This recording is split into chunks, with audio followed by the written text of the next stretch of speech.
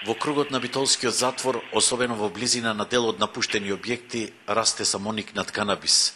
Нашиот информатор ни обезбеди аматерски видеоинсерти што пред една недела ги снимил затвореник со мобилен телефон. Од видеоматеријалот може да се забележи дека ова растение било во бујна вегетација. Меѓутоа, од затворската управа негираат дека во затворскиот комплекс има израснато канабис.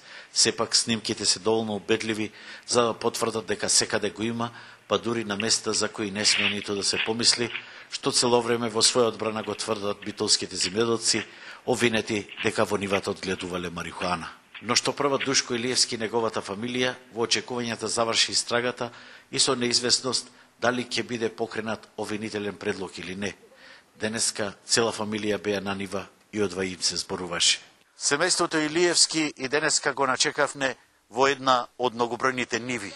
Тие од ној до ној работат, меѓутоа родителите сериозно се исплашени за животот на Душко.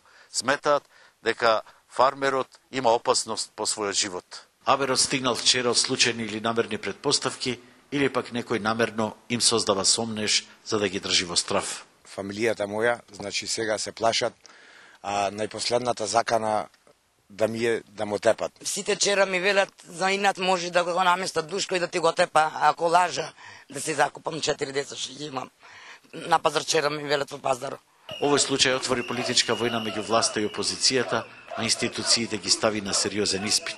Пуштањето од притвор на битолските земјоделци и проширувањето на истрагата за момент ги смири страстите, иако купувањето на време се уште го нема оддалечено обвинението ниту педа од тенкиот мраз на кој што се наоѓа.